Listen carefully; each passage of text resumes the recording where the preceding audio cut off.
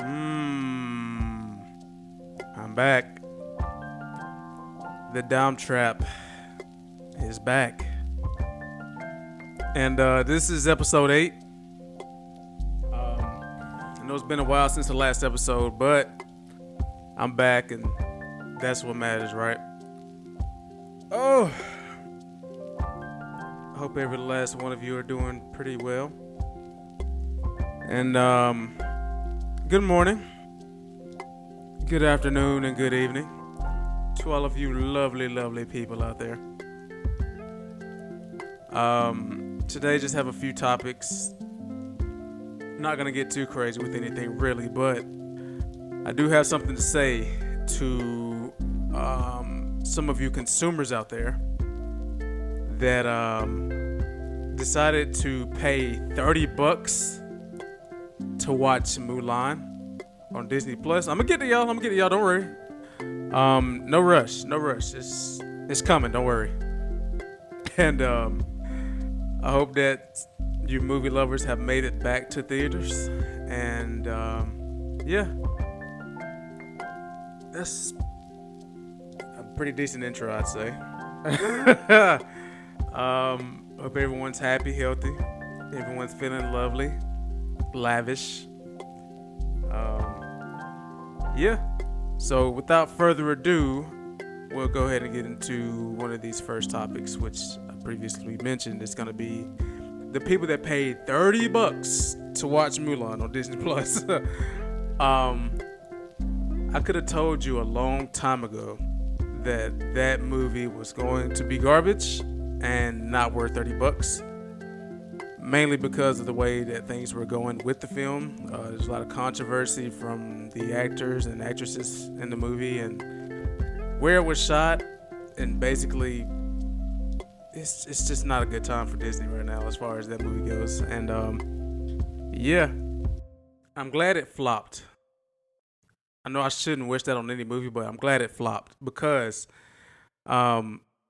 it shouldn't be a thing to pay $30, 30 buckaroos for a film like Mulan. Like, I could see if it was a film that actually had its own legs and was able to hold itself up, but this is Mulan, and I'm not even talking about the Mulan that we grew up with, the animated Mulan. This is totally different. This is it. I haven't seen it, so I can't really bash it too hard, but I will say for the people that spent 30 buckaroos on that movie that I would have done better with your $30. So there's that. Yeah. That's a terrible business tactic. I mean, if they're getting away with $30 for one movie, just think about how much worse these things can get.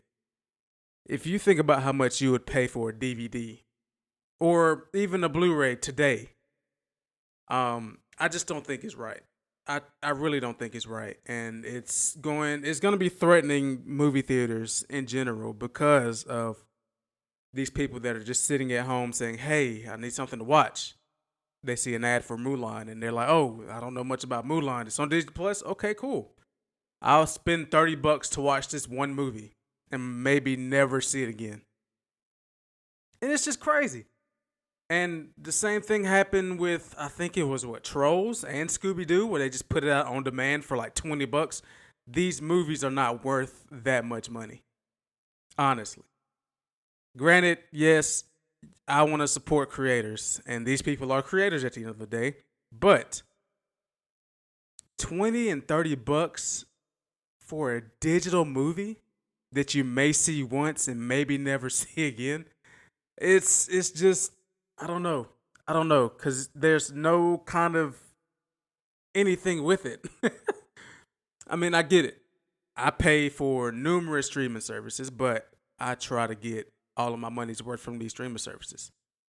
I have Netflix, I have Hulu, I have Amazon Prime Video. Like, I pay for these, and I try to get what I'm basically owed, I guess you could say. So I have Spotify as well, so best believe I'm going to be trying to listen to music as much as I can on there. when I'm not watching something. But anyway, yeah, I just think that 20 and $30 is a little bit much considering that these films are not really anything substantial and some of them have zero meaning. Um, yeah, it's just why are you paying so much when that's not even the price of admission at a movie theater? If we're doing our quick maths, um, on average, I spend a decent amount at the movies just because I have the Regal Unlimited pass. But here's the thing: I pay $20 a month to see movies whenever I want to. So you have me completely messed up if you think I'm gonna pay $30 for one film that I'm not gonna enjoy. That's just insane. And for you people that did pay the $30 instead of just saying no and waiting to watch it until it comes out for free in December, I will say, um, dishonor on your family, dishonor on you, and dishonor on your cow. And if you don't know, these are the words that were spoken by Eddie Murphy's Mushu in the animated Mulan, the much better movie. But yeah, um, end of that rant. And I also want to talk about theaters, basically, just in general. And I know that they're opening up, and I don't know if a lot of you are going right now just because of the situation that we're in right now. But um, I'd say if you can try to save and support your local theaters, if you like going to the local theaters, um, as much as you can, whether that be an email to a senator or whatever. Even if you get an automated email back, at least they know that someone's fighting for the theaters to still be a thing. And it's just the experience. Like a lot of people love going to the theaters, like myself. And I like to see that keep going, even though even the hours have changed in some theaters. Like some theaters only run from maybe 2 p.m. to about 8 just because of the movies aren't really making a lot of money as far as big films go. For example, the last big movie that we've gotten so far is Tenet, and I mean it's made a decent amount of money, but not enough to keep theaters on their feet, and that's the big thing. So hopefully, there's something that'll be done eventually. I know a lot of theaters are taking a lot of action as far as keeping things clean and um, keeping the environments healthy and everything. And I mean, I've been myself a few weeks ago, and it was basically perfect. So just do what you can to support these local theaters because I would not like to see them be shut down and would like to keep that stuff going. And yeah, just do what you can. And I mean, every little bit counts at this point. And another thing about the theaters is with these big major movies such as Wonder Woman 84 and the James Bond movie, with these movies being pushed back, that's hurting the theaters a lot too because now that time that can be where if the movies were to come out when they were supposed to come out, a lot of that money could have been going to the theaters to keep them open. But there's gonna be difficulty with that situation if movies are more spread out. Well, these larger movies are being released more spread out than normal. So yeah, just do what you can. And speaking of Wonder Woman 84, somebody let me know if they're excited to see that. I kinda am, but then again, I'm kinda not. Um, I don't know. It's just something about sequels.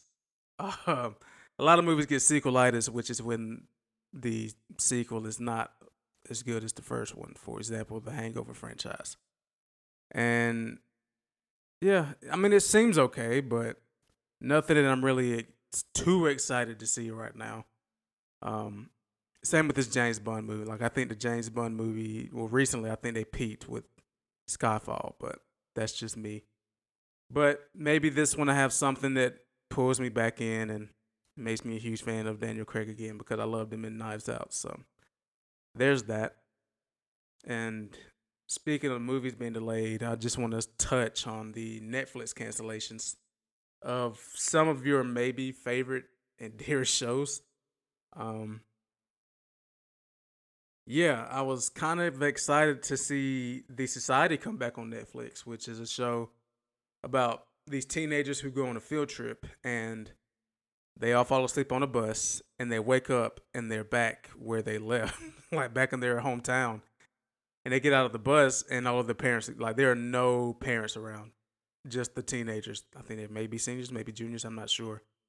But it's just them. And it was a pretty interesting show. Like I thought that seeing teenagers try to come up with rules and ration for food was kind of funny to see.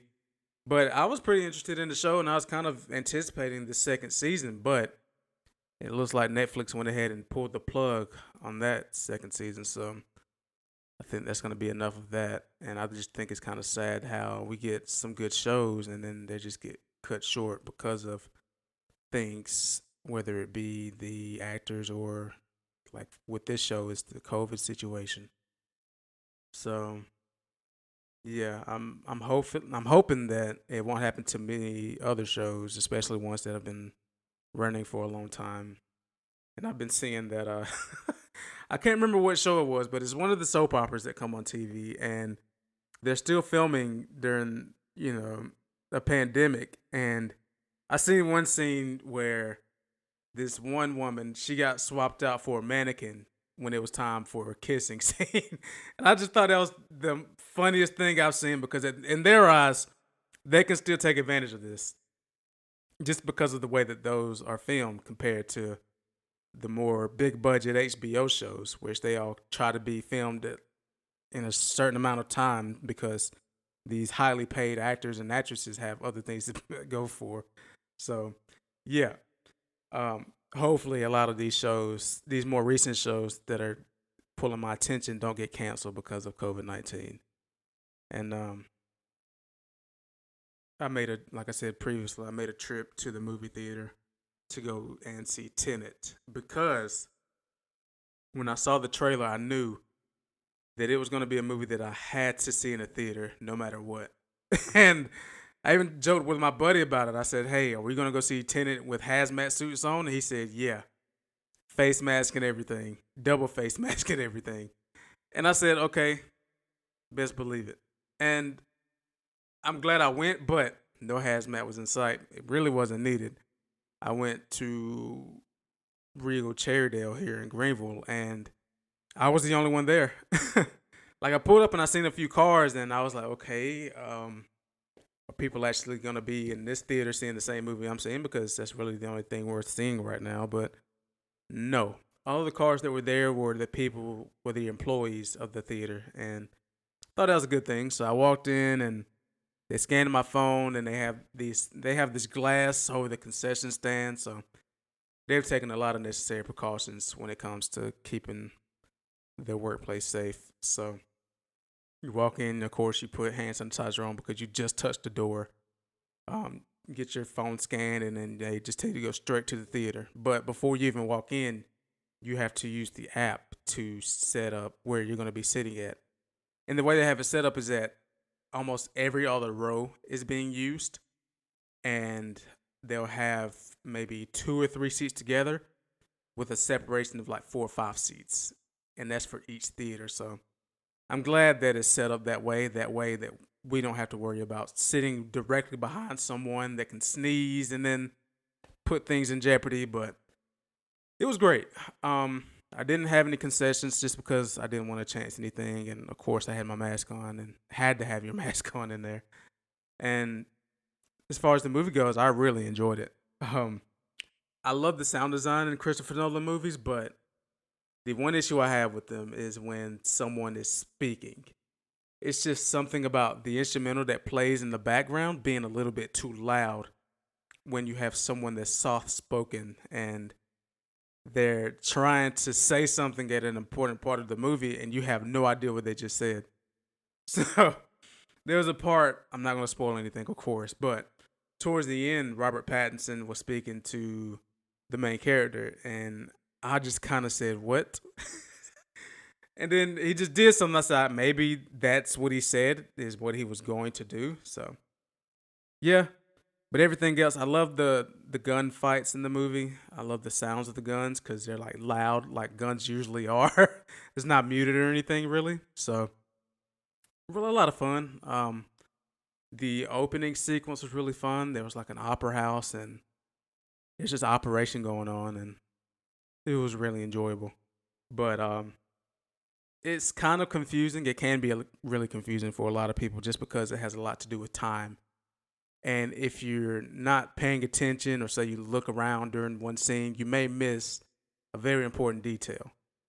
And I remember maybe at the second act of the film, there was this scene that kind of took place at the same time, but in kind of like two different timelines, sort of. And I remember seeing it on the one end and saying, okay, that was kind of weird. But then later, that scene is really pivotal to the entire plot. And then when that scene happened, I just said, oh, loudly in the theater because nobody was there to tell me to hush. So um, I'm glad it really got that reaction out of me because other than that, I was just kind of looking sternly at the movie trying to like figure out what's going on at that time. But I'm glad I saw it when I did because, like I said, I've really been anticipating that movie, and um, glad I'm here to talk to you about it. And I think that John David Washington is an excellent actor, and I think it's hilarious how during his comeuppance in the film industry, he told people that his dad, I think he said that he was on drugs and was in jail or something, but they had no idea that his dad is Denzel Washington. And I just think that that's funny. um, of course, people found out later, and he may have gotten some roles because of that fact. But it's kind of cool to see him start out saying, "Hey, my dad is not my dad. My dad is someone else, and you have no idea who he is. You have no idea who I am. I'm going to act for you, and you tell me whether, or you tell me whether you want me to be in your film or not." And that's dope.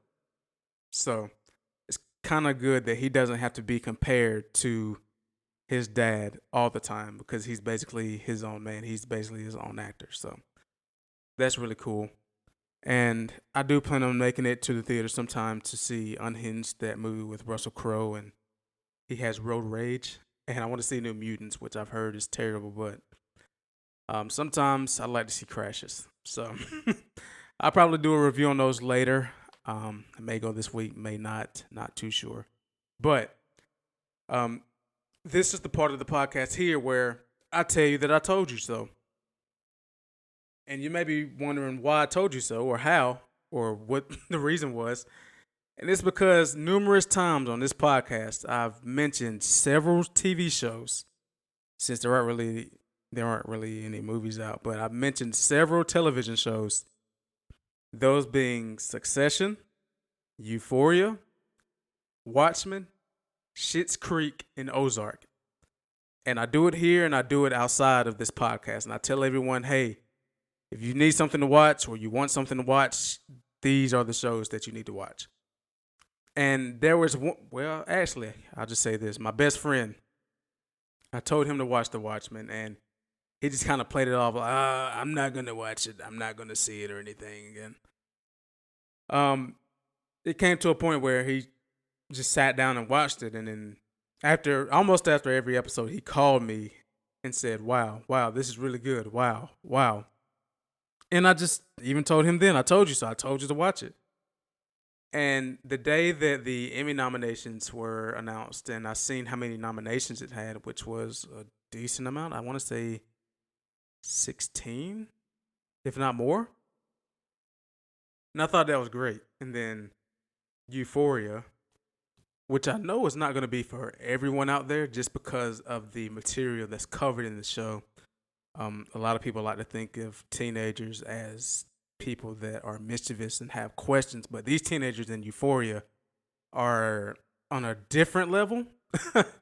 There was always that one person in high school that was kind of out there, but with Euphoria, is that times maybe three, just because they have to make something for TV. And I mean, it's understandable, but for a lot of parents, they may not be interested in watching the show. And yeah.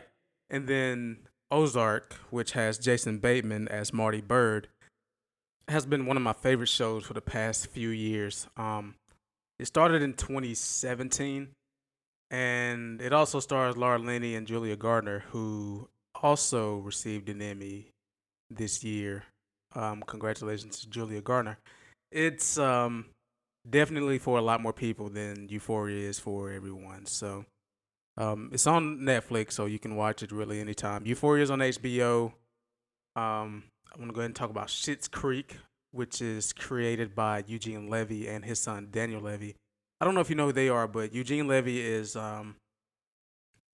he's in American Pie. He's the dad from American Pie. Is what I can really describe him as, and he was also in a Medea movie. Don't ask me which one because I don't watch Medea movie. I just remember him being in it. And Schitt's Creek is definitely my sleeper hit for this year, just because I had no idea what it was until I got on Netflix and said, "Hey, I need to watch a comedy because everything else I've been watching has been dramatic." So I turned it on and really didn't turn it off. It's really funny. It's clever. It's not generic. Well, I think the first season may be a little bit generic, but that's the case with a lot of first seasons with a lot of television shows. I was talking to someone recently, and I said it's kind of funny how usually the later seasons of a television show are better than the first season, but the second or third movie in a franchise are usually the worst compared to the first. So I think that contrast is pretty interesting to me. But with Schitt's Creek, it does get better over time. It ages like fine wine, and I think maybe 5 seasons are on Netflix right now. So if you haven't seen that, go ahead.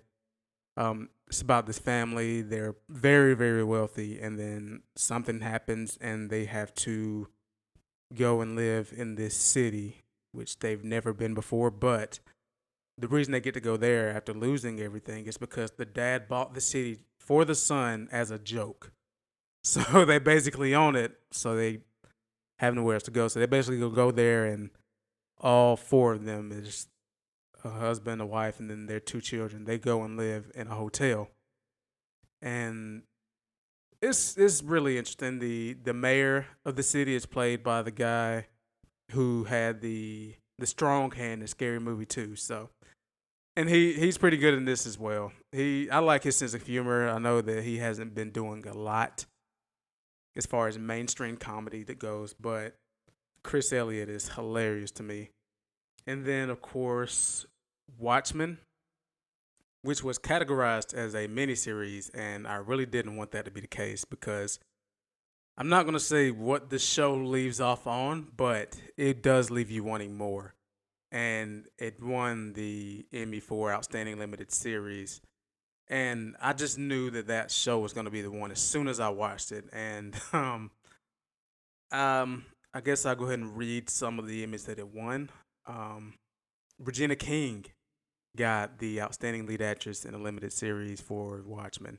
Yahya Abdul Mateen won the award for Supporting Actor in a Limited Series. Like I said previously, Julia Garner was the winner for the supporting actress in a drama series for Ozark. And I think that's a great thing because her character is really the only female on the show that's likable to me anyway. Everyone else is just kind of there for the most part. Succession won the outstanding drama series, which is awesome, and then Jeremy Strong, I want to say, won the lead actor in a drama series with Succession. And Succession is a show that kind of flew under my radar for a while. I had no idea what it was for the longest amount of time. And then I just sat down one day and said, okay, let me check this out to see if I even like it a little bit. And as we all know by now, I actually like it a lot of bit. I was watching the credits, the opening credits, and seeing that it was executive produced by Will Ferrell and Adam McKay. And I'm a pretty decent fan of both of their styles of comedy. So I was like, okay, this is a drama show. Where is the comedy going to be coming in? But it turns out that Succession is actually a dramedy.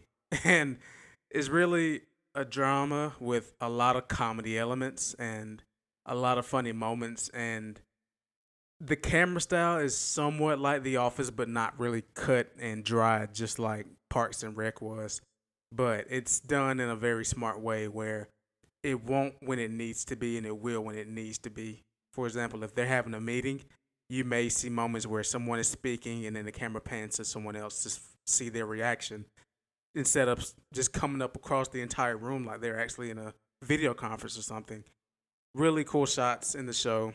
I like the cinematography. It's got a gray kind of filter to it, but that's just because of the area that they're in. Brian Cox is in the show, and he does a great job as their dad.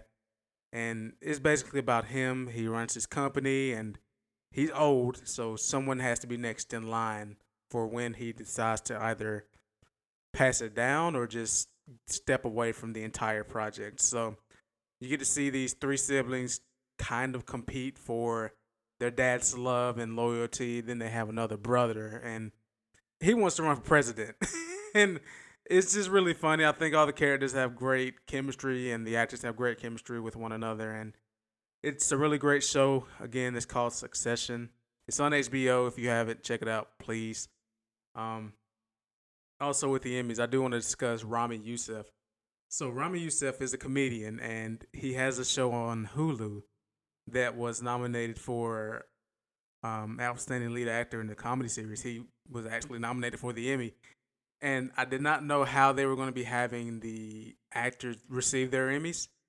He was at home, and there was someone outside of his, I believe it may have been an intern.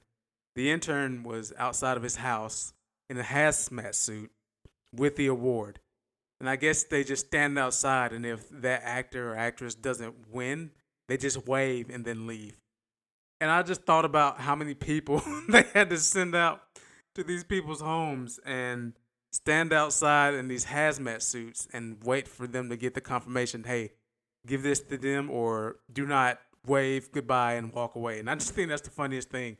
So he pulls out his phone and he records the guy just standing outside with an Emmy in his hand, and he's just waving, and then he just walks off.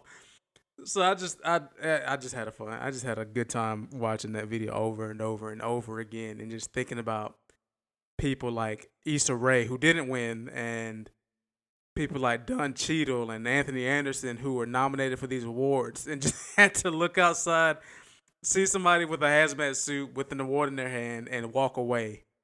I don't know. It just did something to me. But yeah, that's pretty funny stuff. And I was looking to start a Patreon soon. And basically, what it is just a monthly subscription. I'd basically be using it as a donation of sorts to help the podcast. And what I was looking to do is have different tiers. One tier would just be like a regular conversation, like a Zoom call or something about a movie, or if someone has any questions for me that they want to ask about anything. And then I would want to say the next tier up, which I would only have maybe two, would be like a Netflix watch party or something, or Hulu watch party where we just sit around and watch a movie and we can chat throughout the movie. And I thought that would be kind of cool to do, but I may not go the Patreon route with that. Just depends on who and how many people would be willing to actually do that with me. So if you are, just shoot me a message, shoot me an email at thedomtrap@gmail.com or anything like that. And just let me know. I just was just spitballing ideas of how I want to take this thing a little bit further and do more with it. I want to start streaming video games soon. I don't know if it'll be under my name or the actual Dom Trap name, but more details about that will be coming soon. And speaking of video games, how many of you were able to get your PS5s and your Xbox Series X's or S? I had a tough time. I had a really tough time getting my hands on one of them. And what was funny is I was actually trying to buy myself an Apple Watch, and I couldn't even check out because of how the servers were with the Best Buy, with the Best Buy website. So, um, before I even tried to get my watch, I tried to get a PS5 just because those games look kind of cool. I like the Spider-Man games. I hate that I can't play them. I've been having to watch other people play them, but um, they're pretty cool. So I just decided that I wanted to get a PlayStation this time. But I went to the Best Buy website, found it, put it in my cart. By the time I put my information in, they were sold out. I then went to Target. I then went to Sony and everywhere else. GameStop. They were all sold out. So I cut my losses on that. But today, which is as I'm recording, It's September 22nd, first day of autumn. Happy first day of autumn to everyone, by the way. And I was trying to get an Xbox this time, and then I still couldn't get anything to work. But got a buddy of mine, and he was able to help me out with that end. So I at least have one next gen console secured. I guess I just have to wait to get the other one. But yeah, if you're looking to get a next gen console, all I have to say is good luck.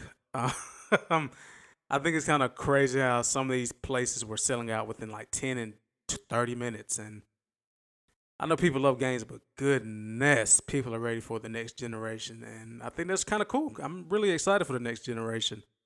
I can't wait for the day where 8K televisions are going to be the thing to have. And this kind of phases 1080p out of here, just like we've done 720p so far. But yeah, I'll give everyone the heads up if they want to do the Patreon thing or if they just want to do a watch party. I'll get that launched ASAP. And then I believe so far I've been recording for a little while. So I'm going to say that's it for the most part. And that's all I have for the day. I do want to put out another episode soon talking about some other things. And like I said, if I do go to the movies to go and see Unhinged or New Mutants or something else, I think there's a chick flick out in the theaters right now. So I may even go see that. It just kind of depends. But those reviews will be on the next episode. I've been your host, your editor, your director, your all the above, the main man doing this thing in the Dom Trap, Dominique. And I hope that you are taking care of yourself physically, mentally, emotionally, all the above. I hope that you're staying healthy as possible. I hope that you and your families are well. I hope that you guys are ready for this fall season. Sometimes I get a little bit of seasonal depression, but I'm hoping that this is the year that kind of stops that. But here's to that.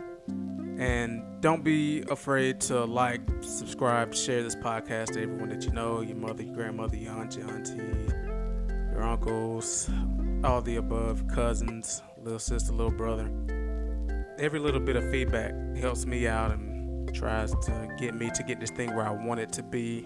Not really even sure what that is, but just to take this thing to the next level, do more with it, and I want to get on a more consistent release schedule. So do that wherever you can, whether it's Spotify or Apple Podcast or YouTube.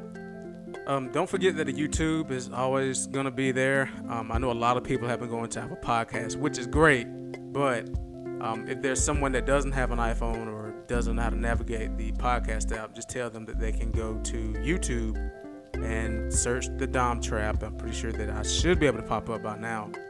And check me out. So stay blessed, everyone. Hope everyone's doing well once again and having a great time during these times. So this has been Dominique.